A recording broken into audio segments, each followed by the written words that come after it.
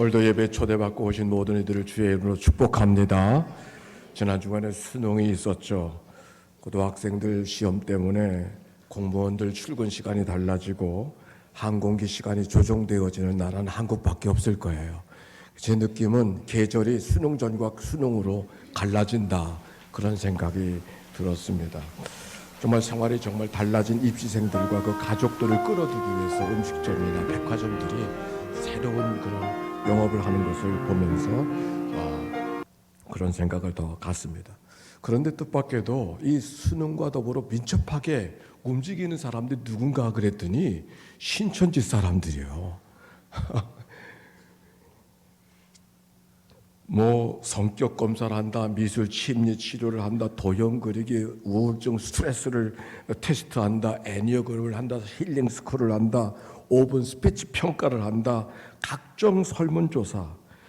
그래서 젊은이들의 마음, 심지어는 취업 알선까지 해가면서 젊은이들을 빼앗아 가려고 하는 그들의 노력을 우리가 지켜보게 되어집니다. 특별히 서구가 더한 것 같아요. 이 신천지 사람들이 서구가 전도하기 제일 좋대요. 우리가 전도 열심히 하지 않으면 안 되겠어요. 비유풀이 한다고 성경을 마구 자의적으로 해석하는 일들이 얼마나 많이 있는지. 그 대표적인 선구가 이사야서 41장 2절에 보면 앞으로 올 메시아가 동방에서부터 온다고 했는데, 이 동방을 때문에 메시아가 한국에서 태어난다는 거예요. 예루살렘에서 보면 동방이 어찌 한국뿐이겠어요. 근데 성경을 그렇게 해석하면서 요한계시록으로 인류의 세계 역사를 모두 8개 시대로, 이를 세대주의적 성경 해석이라고 말하는데, 8개 시대로 구분하고 지금 마지막 세대를 살고 있기 때문에 마지막 이 종말의 세대 예언자의 마지막 성취를 깨달아야 된다고 이야기하고, 그걸 가르치는 교회로 가야 된다고 하면서 사람들을 마구 유혹하고 있어요. 혹시 계시록을 알아야 된다고 성경 공부로 유인하는 사람들이 주변에 있다면 절대로 가지 마시기를 바랍니다.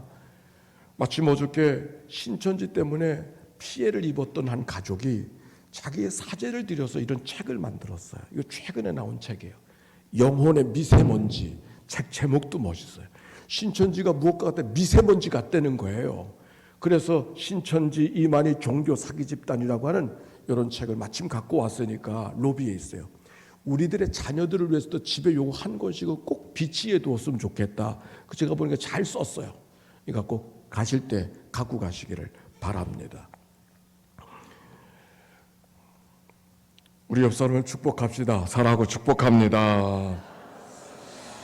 오늘 성경에 있는 이야기에는 종말에 대한 이야기가 기록되어져 있는 말씀을 같이 나누게 되어지는데, 5절의 말씀, 누가복음 21장 5절 말씀 같이 한번 읽어볼까요? 성경을 펴셨나요?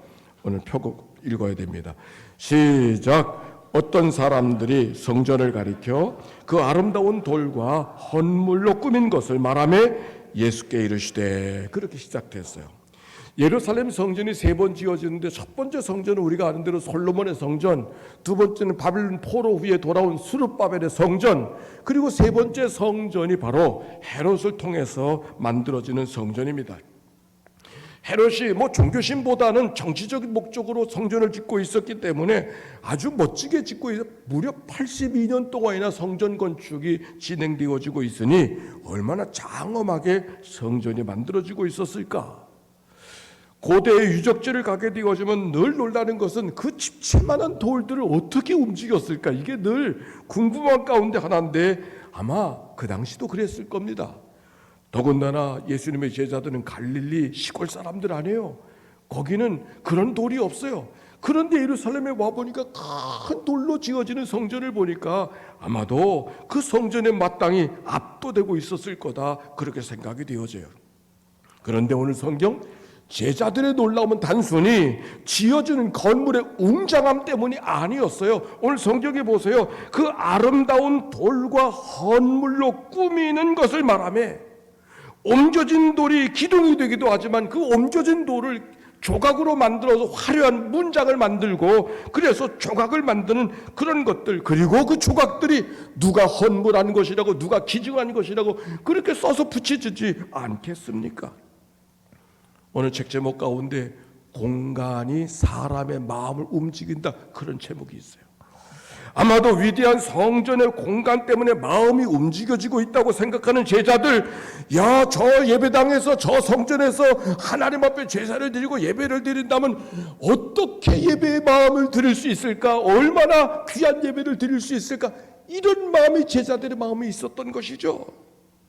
그래서 경탄하는 마음으로 그 성전을 보면서 와, 그러고 있었던 제자들에게 주님이 이렇게 말씀하셨어요. 6절 읽어봅시다. 시작. 너희가 보는 이것들이 날이 이르면 돌 하나도 돌 위에 남지 않고 다 무너뜨려지리라. 이게 무슨 말입니까? 지금 제자들이 성전을 바라보고 성전은 하나님의 임재 하나의 상징 아닙니까? 그래서 무너지지 않을 성전을 견고하게 짓고 있었고, 저 성전이 얼마나 위대한가 그러고 있는데 예수님께서는 저 성전이 무너져야 돼, 이렇게 말씀하셨어요. 너무 충격적으로 들렸을 거예요. 제자들이 기대했던 것과는 전혀 다른 대답을 예수님이 하신 거예요. 어떤 경우도 저 성전은 무너지지 않아야 된다고 생각하고 있는데 저 성전이 무너질 것이라고 이야기하고 있는 말씀. 예수님의 말씀이 범상에 들리지 않았던 제자들은 성전이 무너질 때가 된다면 저거는 말세 종말을 이야기할 거라고 생각하고, 그 종말의 때가 언제입니까? 어떤 그 종말의 징조가 뭡니까? 제자들이 다시 예수님께 그렇게 물었어요. 그때 예수님께서 그 종말의 징조와 때에 대한 말씀들을 8절 이하에 주고 있는데 성경은 이렇게 말합니다. 8절입니다. 읽어봅시다. 시작. 이르시되 미혹을 받지 않도록 주의하라. 많은 사람들이 내 이름으로 와서 이르되 내가 그러하며 때가 가까이 왔다 하겠으나 그들을 따르지 말라. 많은 사람들이 와서 내 이름으로 와서 내가 그 메시아라고 이야기할 것이지만 미혹되지 말아라, 마음 빼앗기지 말아라, 그들을 따라가지 말아라. 따라가지 말라는 데 주목해야 돼요. 신천지는 이만희를 보혜사 성령이라고 이야기하고 육체 영생을 이룰 재림예수라고 그렇게 가르치고 있습니다. 하나님의 교회는 안상홍이 죽은 다음에는 장길자 부인을 내세워서 하나님 어머니가 왔다고 그렇게 이야기하고 있습니다. 최근에 주목받는 이단 가운데 하나는 과천 세계력교회 신옥주라고 하는 사람입니다. 이 사람들은, 이 집단은 종말을 준비하기 위해서 한국에 살면 안 된다고, 그래서 사람들을 데리고 400명이나 저 남태평양 피지라는 곳으로 집단 이주를 시켰어요. 한국에는 극심한 기근이 올 것이기 때문에 예비해둔 낙원으로 가야 된다고. 그리고 그곳에 가서는 여권을 다 빼앗아 놓고 하루에 14시간씩 중노동을 시키고, 그리고 타작마당이라고 하는 이름하에 사람들 폭력으로 다스리는 그런 일이 벌어지고 말았습니다. 그래서 지난 7월 달에 징역 6년인가 8년을 선고받았다고 하는 얘기가 최근 소식입니다. 연전에 어느 한국의 뉴스 매체에 의하니까 한국에서 지금 자기를 예수라고 하는 사람이 50명이래요. 자기를 하나님이라는 사람은 또 20명이 있답니다. 먼저 섬기던 교회에 큰 정신병원을 운영하는 그런 장로님이 한 분 계신데, 그 병원에 가보면, 저 충령산의 병원에 가보면 자칭 예수라고 하는 환자라고 얘기해야 될까, 그런 사람이 있답니다. 그런데 그 사람끼리 싸운대요. 내가 예수다 그런데요. 그러면 그 옆에 있는 사람은 난 하나님의 아들이다. 그런데 그 옆에 있는 난 하나님이다. 자기들끼리 그러고 다툰다고 하는 얘기를 그렇게 이야기합니다. 오늘 성경에 말세에 그런 일이 있을 거라고, 그러나 따르지 말라고 말씀하고 있습니다. 마음 빼앗기지 말고 주의하라. 다음 9절입니다. 9절 말씀 읽어봅시다. 시작. 난리와 소요의 소문을 들을 때 두려워하지 말라. 이 일이 먼저 있어야 하되 끝은 곧 되지 아니하리라.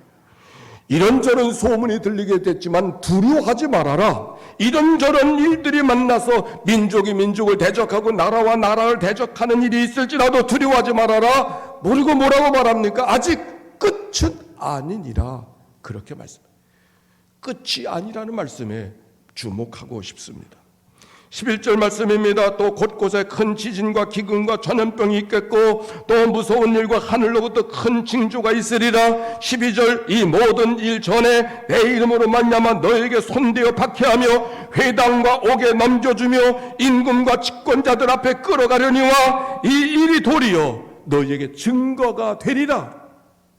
이 일이 도리어 증거가 되리라는데 주목해야 됩니다.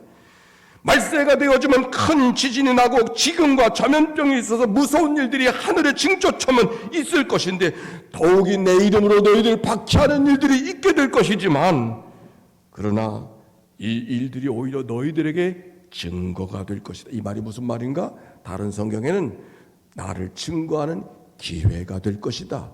믿음을 말하는 기회가 될 것이다. 그렇게 말씀하고 있습니다.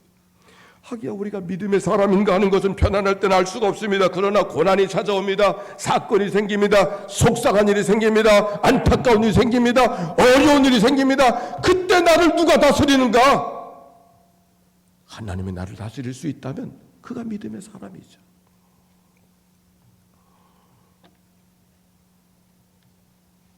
아무리 힘들고 어려워도 예수 때문에 우리가 생각을 바꾸고 소망할 수 있다면 그가 믿음의 사람이죠. 편안할 때는 할 수 없어요. 좋을 일이 있어서 좋아하고 춤추는 거에 예수 안 믿어도 되는 거죠. 그러나 어렵고 힘들 때 내 삶의 감각으로는 웃을 일이 없고 노래할 일이 없지만 그분 때문에 내 마음을 다스리고 내 생각을 다스리고 내가 하나님 앞에 얼굴을 펼 수 있다면 그게 믿음의 사람 아닌가요? 이런저런 일들이 너의 믿음의 증거가 되리라. 14절입니다. 같이 읽읍시다. 시작.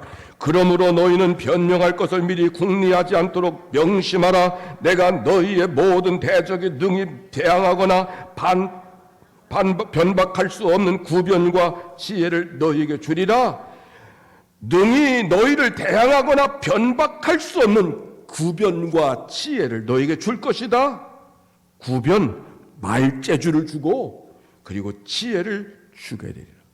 보혜사 성령이 우리와 함께 하셔서 때마다 우리들의 생각을 가르쳐 주시고 생각나게 해주신다고 약속해 주셨는데 오늘 여기 성경이 그렇게 말씀하고 있는 것이죠. 언제? 어려울 때, 말세 때. 16절입니다. 심지어 부모와 형제와 친척과 벗이 너를 넘겨주고 너희 중에 며칠 죽이게 하겠고 또 너희가 내 이름으로 말미암아 모든 사람들에게 미움을 받을 것이나 너희 머리털 하나도 상하지 아니하리라. 너희 머리털 하나도 상하지 아니하리라는 말씀에 주목해야 합니다. 심지어는 가까운 부모와 형제와 친척과 벗까지도 우리에게 대적이 될 것이라고 하는 이 말씀. 사실 신천지들은 이 말씀을 거꾸로 사용합니다. 가족들이 너희를 핍박하게 될 것이라고 이야기하면서 그래서 가족들을 원수로 여기라고 그렇게 말합니다. 만약 가족들 가운데 전도하다가 전도가 안 되면 그 가족, 비록 가족이지만 원수로 여겨야 된다는 것이 그들의 가르침이에요. 실제로 우리가 작년에 신천지 반대하느라고 많이 애를 썼지 않습니까? 근데 한 사람이 뛰어왔어요. 한 남자인데 어떻게 여기 왔느냐 그랬더니 그분이 한 얘기가 딸과 엄마가 그저 협력했다고 말하기는 하고요. 작당을 해서 자기를 내쫓았다는 게 이게 이해가 안 되는데 아니 아버지가 어떻게 집에서 쫓겨납니까? 근데 이게 사실이었어요. 현실이었어요. 그러니까 아버지가 뭔가 딸에게 뭔가 엄하게 하려고 하니까 그걸 카메라로 딱 찍어가지고서 폭력을 행사했다고 해서 법적으로 접근을 못하게 만들어버렸어요. 정말 쫓겨났어요. 이게 신천지가 하는 일이요. 그러나 성경은 이렇게 말합니다. 머리털 하나도 상하지 않게 하리라. 머리털은 언제든지 빠질 수 있는 거잖아요. 그러나 언제든지 빠질 수 있는 것까지도 하나님께서 붙들어 주시겠다고 하는 이 하나님의 약속의 말씀이 얼마나 다양한 것인지 하나님의 특별한 돌보심과 보호가 하나님의 백성들 가운데 있음을 이야기하고 있는 것이죠. 제자들을 향하여 주셨던 이 하나님의 말씀이 그들만이 아니라 우리를 향한 하나님의 약속의 말씀인 것을 기억하고 이 말씀으로 새로운 은혜가 있게 되시기를 바랍니다. 그런데 오늘 성경 여러분과 꼭 나누고 싶었던 한마디 19절 말씀 같이 읽읍시다. 시작. 너희의 인내로. 다시 한번 읽읍시다. 시작. 너희의 인내로. 이 말씀을 마틴 루터 목사님은 이렇게 말합니다. 인내로서 너의 영혼을 붙잡아라. 너의 영혼을 붙잡아라. 오늘 성경에 있는 이야기는 바로 이 한마디 말씀 속에 말씀을 주신 뜻이 담겨져 있다고 하는 것을 여러분과 같이 나누려고 하는 것입니다. 마태복음 10장 28절에 보니까 몸은 죽여도 영혼은 능히 죽이지 못하는 자들 두려워하지 말고 오직 몸과 영혼을 능히 지옥에 멸할 수 있는 이를 두려워하라. 우리가 정말 두려워해야 될 자가 누군가를 성경이 이야기하고 있는데, 사실 오늘 성경에 있는 이야기는 우리에게 종말이 언제 올 것인가, 종말의 징조가 무엇인가, 때와 징조에 대한 말씀에 대한 주님의 답변으로 주시는 말씀엔 틀림이 없습니다. 그런데 주님의 답변을 생각해 보십시오. 사실 주님의 말씀을 들으면서 언제 주님이 다시 오시는가, 언제 종말이 오는가, 여기 땅 내가 여기 있습니다, 내가 여기 있습니다, 이렇게 준비하려고 주님께 물었는데 제자들이 원하는 답을 예수님이 주셨나요? 제자들이 기대한 답을 예수님이 주셨나요? 오히려 주님은 이렇게 말씀하고 있지 않아요? 그날과 그 시는 아무도 모르나니 하늘의 천사도 아들도 모르고 오직 아버지만 아신다고 하는 말씀이 주님이 하고 싶은 말씀 아닌가요? 사람들은 이 말씀을 봤을 때 어떤 생각이냐면 언제가 종말의 때인가, 언제 그때를 정확하게 맞출 수 있는가, 이런 관심으로 성경을 보고 있지만, 그래서 잘 준비하고 있다가 주님을 맞이하고 싶은 마음 때문에, 그래서 주님이 약속하신 그 하나님 나라 안에 살고 싶은 그 열망이 우리 안에 있기 때문에. 그런데 오늘 성경을 말씀하고 있는 주님의 관심은 우리의 관심과는 달라요. 주님이 우리에게 말씀하시려는 의도는 우리의 생각과 다르다는데 우리가 주목해야 돼요. 여러분, 오늘 성경에 있는 말씀이 종말에 대한 이야기로 시작되어지고 있지만 누가복음 21장 말씀 1절부터 한번 보세요. 거기 어떤 사건이 있는지 압니까? 성전에 두 사람이 있어요. 한 부자가 헌금하고 있었고 가난한 여인이 헌금하고 있었어요.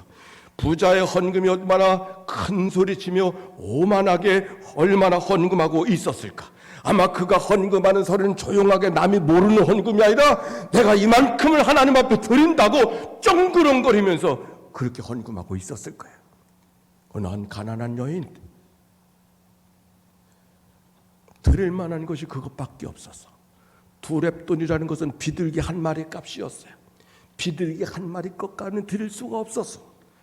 하나님 앞에 대하고 있는 한 여인의 모습, 부자들의 헌신과는 비교할 수 없는 한 가난한 여인의 헌신이 부자의 헌신과 비교되고 있는 이야기 속에 오늘 이 이야기가 이어가고 있어요.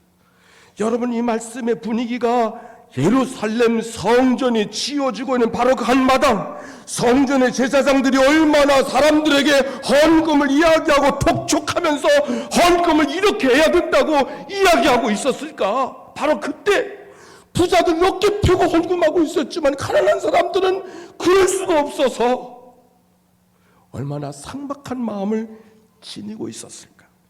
저 로마의 베드로 성당을 짓고 있었을 때 면죄부를 팔아서라도 성당을 지어내야 됐다는 그 목적을 이루어서 애를 썼던 그 역사적 사건을 기억할 수 있다면 우리 성경의 배경을 우리가 이해할 수 있을 거예요.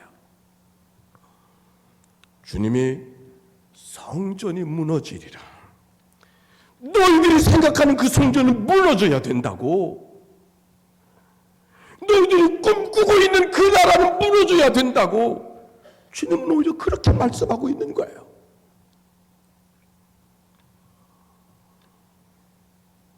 예수님이 예루살렘에 올라가셔서 가장 먼저 하셨던 일이 뭔가요? 성전을 청결하게 하는 일. 너희들이 왜 하나님 앞에 기도하는, 만민의 기도하는 집을 강도의 구렬로 만들었는가? 힘세고 강한 사람들이 어깨 펴는 자리로 왜 만들었는가? 가난하고 힘들고 나약한 사람들이 하나님의 품을 느끼면서 살아가는 믿음의 집이 되어야 되는데, 그들이 하나님 앞에 주님의 도움을 구하는, 기도할 수 있는 집이 되어야 되는데, 힘센 사람들이 힘자랑하는 곳으로 너희들이 만들고 있지 않았는가? 주님이 안타깝게 여기셨던 이야기가 오늘 성경에 성전이 무너지리라는 말씀 속에 담겨져 있는 주님의 말씀인 것이다. 역사는 가정이 없지만 만약 주후 70년 로마에 의해서 그때 그 성전이 무너지지 않았다면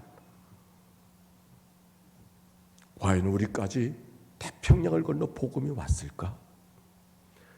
어쩌면 아직도 여전히 복음은 예루살렘 안에 갇혀서 유대인은 더 오만해졌을 것이고, 우리 같은 이방인들은 복음과는 상관없는 인생을 살고 있지 않았을까요? 그러나 그때 그 성전이 무너졌기 때문에, 바로 그때 성전이 무너졌기 때문에 복음이 예루살렘에 갇혀있지 않고 우리까지 복음을 받는 하나님의 역사가 이루어진 거죠. 성전이 무너지리라. 무너져야 되는 역사를 이야기하고 있는 것이죠. 무너짐이 은혜예요. 무너짐이 은혜예요. 무너지는 것이 은혜예요. 사랑하는 성도 여러분, 지난 몇 년 동안 우리는 교회의 많은 송사를 다루면서 교회가 무너지는 모습을 보아왔습니다. 뿐만 합니까? 그러면 안 되는 사람들의 교회 지도자들 때문에 교단 정치에 휘둘리는 모습들을 바라보고 얼마나 많은 실망들이, 이게 하나님 믿는 사람들의 처사냐고 우리가 울부짖으면 교회가 무너진 현장들을 우리가 보지 않았나요?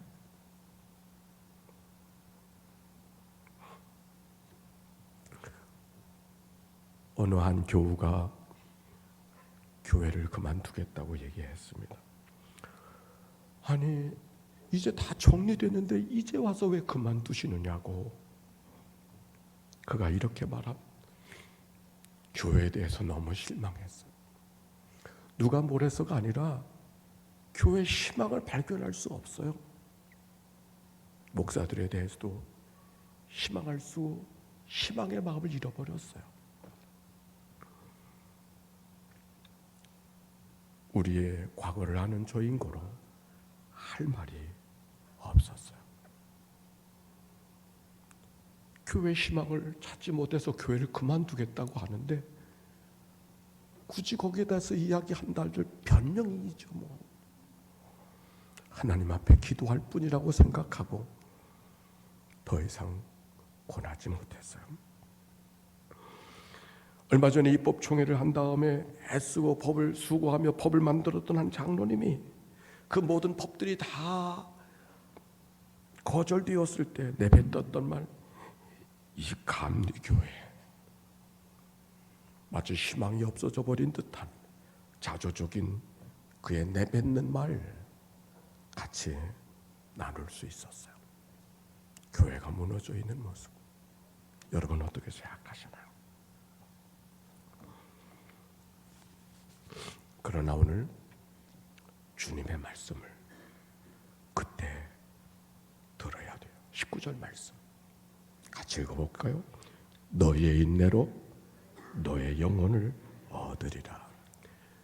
너희 인내로 너희 영혼을 얻으리라. 그럼에도 불구하고 우리에게 희망해야 될 것이 있음을 말씀하고 있는 것이죠. 그래서 다 그만두면 어떻게 할 거예요?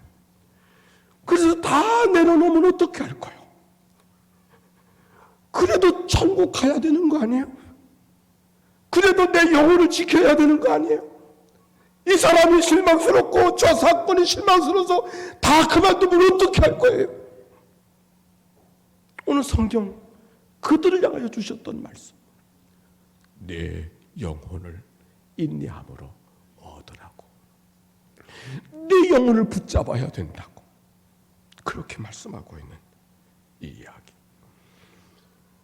고린도서 3장 16절입니다.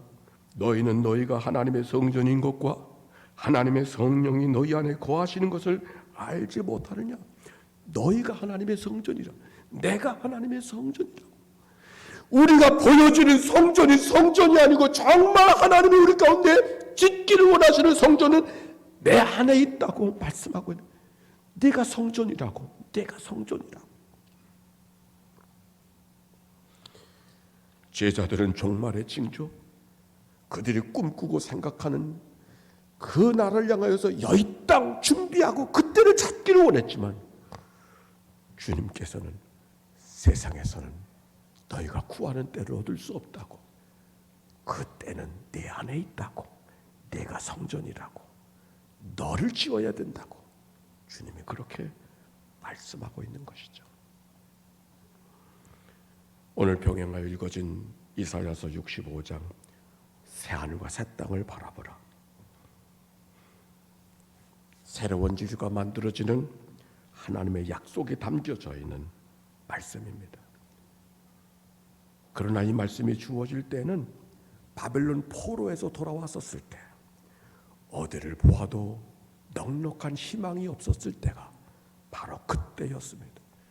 세상은 척박하고 메마르고 강팍하고 어디 하나 푸근함을 가질 수 없는 바로 그때, 눈을 들어 하나님을 바라보고 하나님이 창조해 주시는 새 하늘과 새 땅을 바라보라.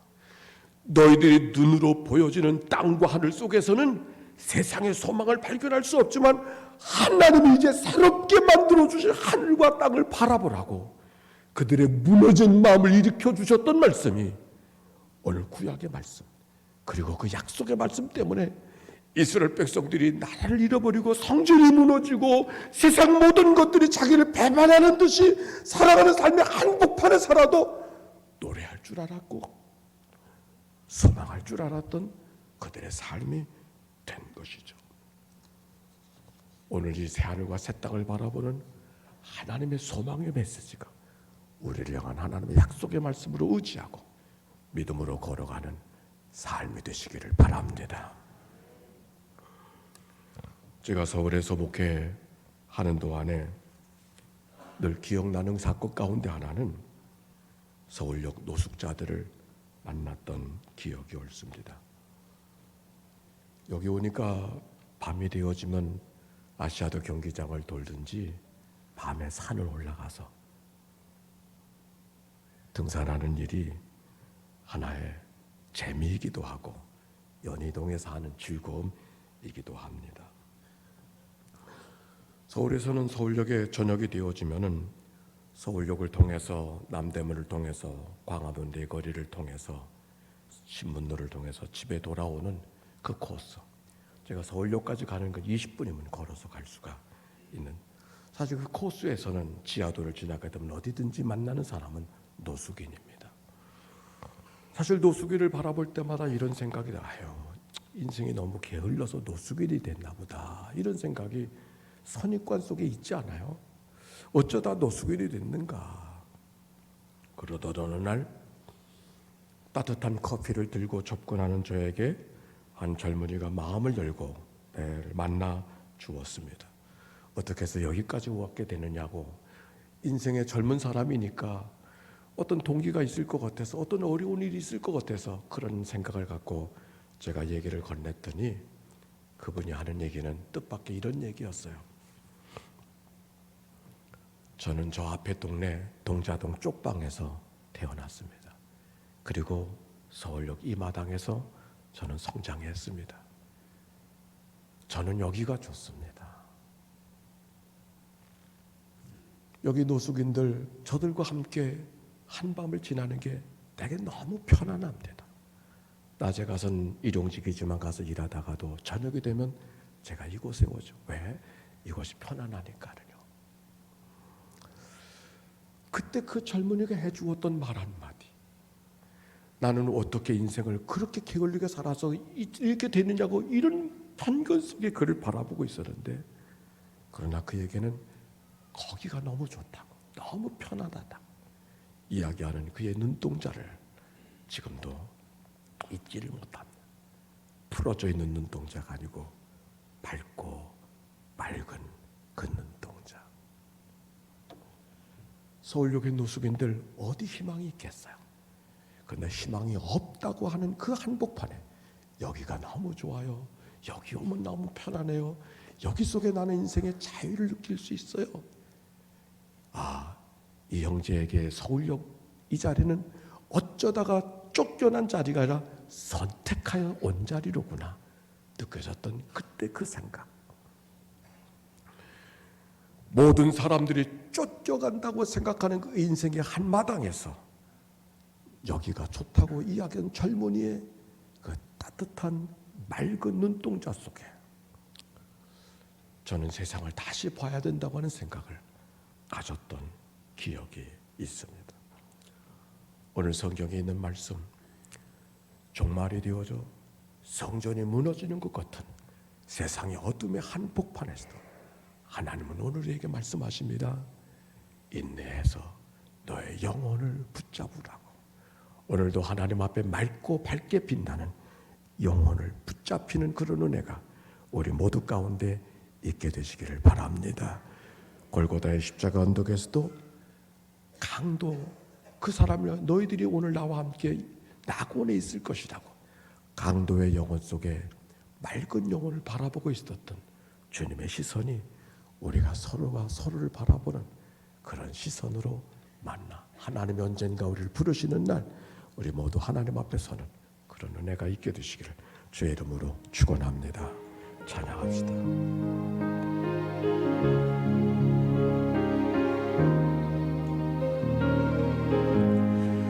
내 영혼이 흔종이 중한 죄지 벗고보니 슬픔 많은 이 세상도 천국으로 가노라. 할렐루야 찬양하세. 내 모든 죄 사함받고 주 예수와 동행하리. 그 어디나 하늘나라. 주의 얼굴 뵙기 전에 멀리 뵈던 하늘나라. 내 맘속에 이루어지니 날로 날로 가깝고. 할렐루야 할렐루야 찬양하세. 내 몸 죄 사함받고 주 예수와 동행하리. 그 어디나 하늘나라. 높은 산이 거친 들이 조막이나 궁궐이나 내 주 예수 모신 곳이 그 어디나 하늘나라. 할렐루야 할렐루야 찬양하세. 내 모든 죄 사함받고 주 예수와 동행하니.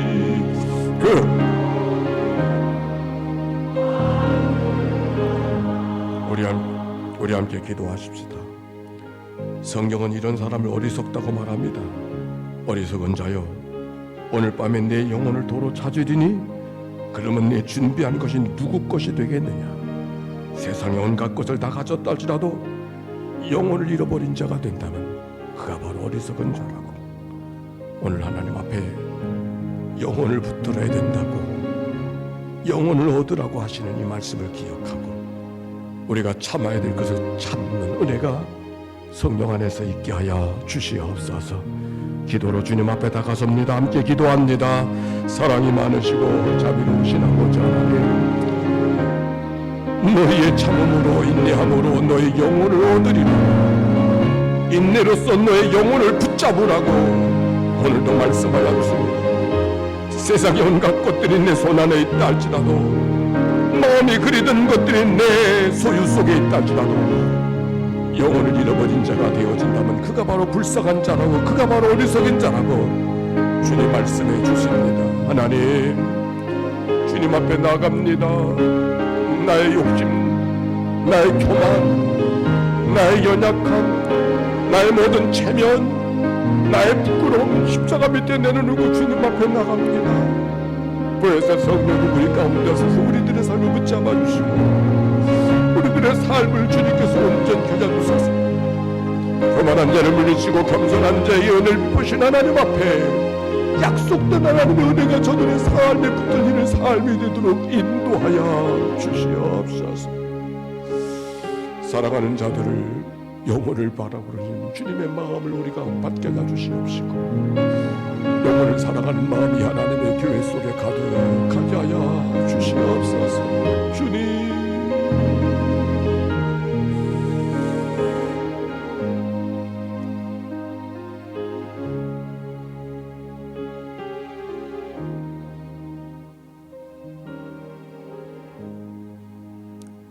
세상이 어떠하다 할지라도, 때로는 세상의 사건된 나를 배반하는 것처럼 느낀다 할지라도 영혼의 자유가 저들 가운데 있게 하여 주시옵소서. 우리의 죄값을 치러주신 주님의 은혜를 기억하고 우리를 구속하사 하나님과 화목하게 하시고 양자 삼아주신 하나님의 은총이 저들의 삶을 붙들어가는 이날 이 계절이 되도록 축복해 주시옵소서.